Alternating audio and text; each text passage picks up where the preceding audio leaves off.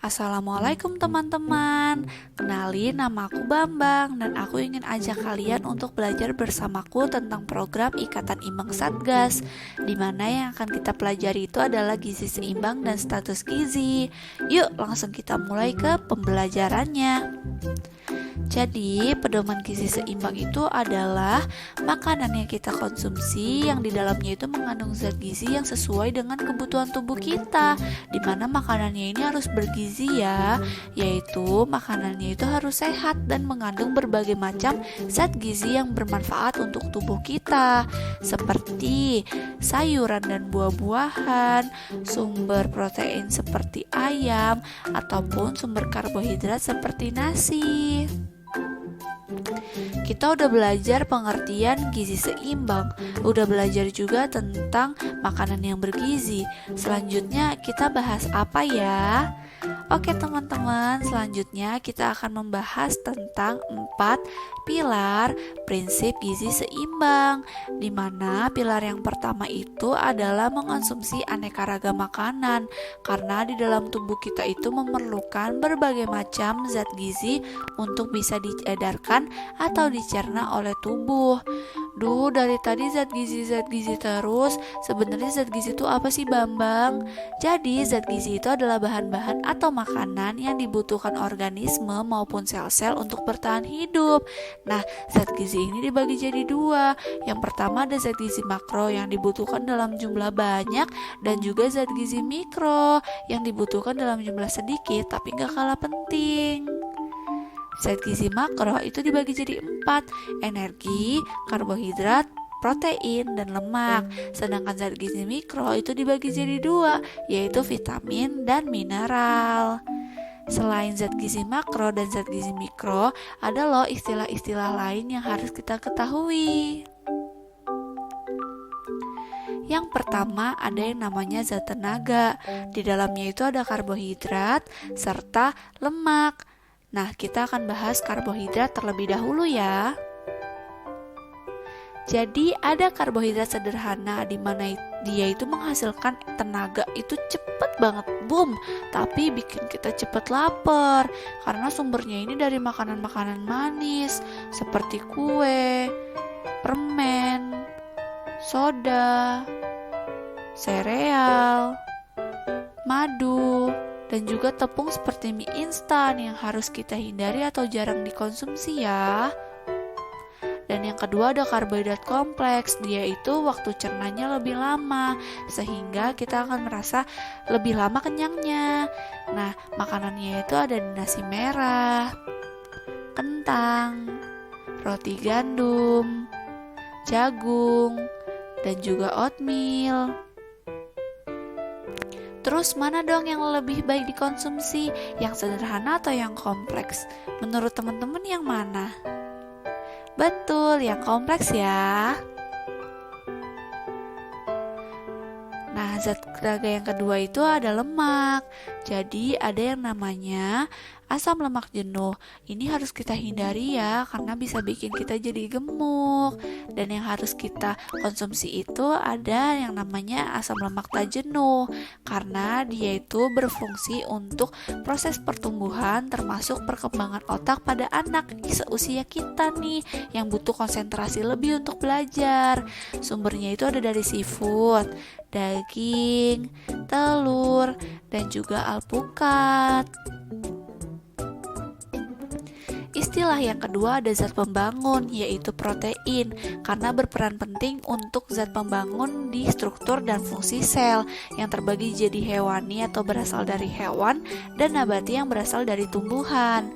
Untuk yang hewani ini ada daging, ayam, telur, ikan dan seafood, susu, keju, dan bukan es krim ya, tapi yogurt.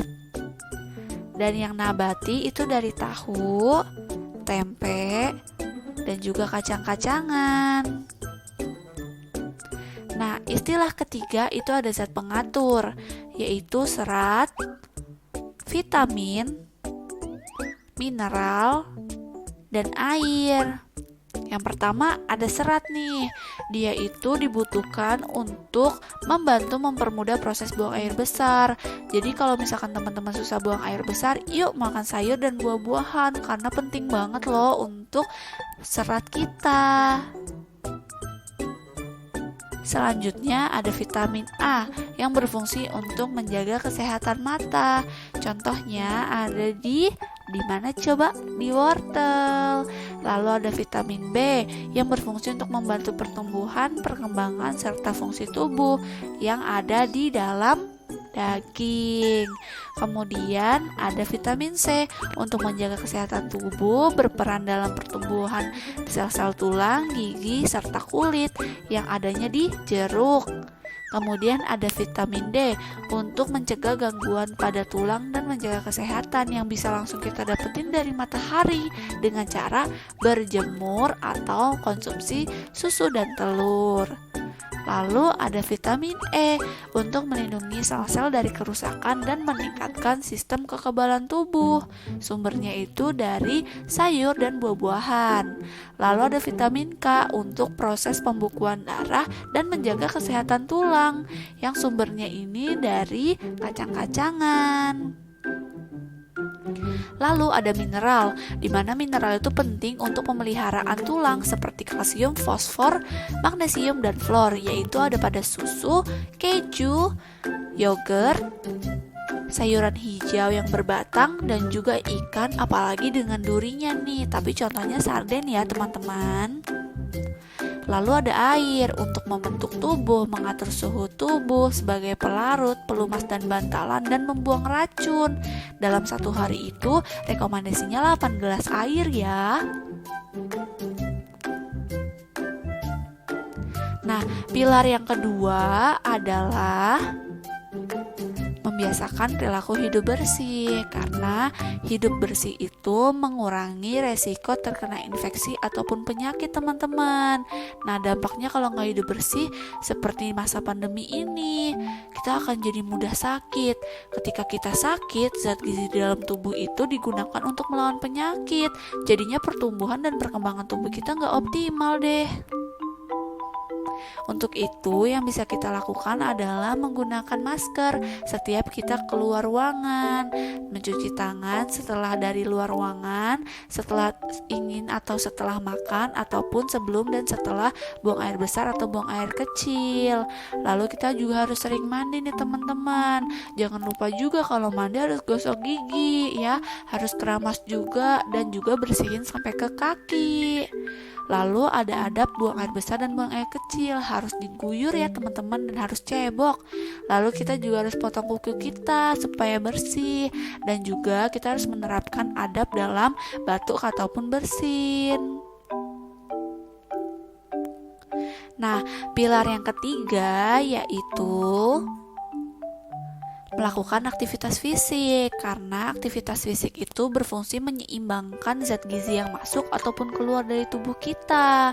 Ketika kita beraktivitas fisik, kita itu menjaga kebugaran, meningkatkan fungsi jantung, paru, otot, dan menurunkan resiko obesitas teman-teman, apalagi di masa pandemi. Dan yang bisa kita lakuin itu, kita bisa berjalan santai 30 menit, kita juga bisa jogging atau berlari, kita juga bisa bersepeda tuh kalau sore-sore, ataupun kita bisa senam bareng teman-teman, dan juga kita bisa lompat tali atau main karet untuk teman-teman yang perempuan. Nah, pilar yang keempat dan terakhir nih teman-teman, yaitu memantau berat badan secara teratur, karena salah satu tanda keseimbangan zat gizi di tubuh kita itu tercapainya status gizi yang normal. Loh, status gizi apa? Jadi status gizi itu adalah ukuran tentang kondisi tubuh kita tergantung sama makanan yang kita makan. Ketika kita makannya itu seimbang, maka zat gizi kita juga akan normal atau baik. Dan kita itu bisa menentukannya gampang banget loh. Jadi ketika kita makan zat gizi yang diperlukan dengan yang masuk itu sama, zat gizi kita itu baik. Tapi kalau yang masuk itu lebih sedikit dari yang kita perlukan, zat gizi kita itu jadi kurang. Dan kalau kita makan lebih banyak dari yang diperlukan, zat gizinya jadi lebih. Nah, itu aja yang dapat Babang sampaikan tentang Ikatan Imbang Satgas. Kita udah selesai ya. Terima kasih telah mengikuti video animasi ini dan belajar bersamaku. Sampai jumpa lagi.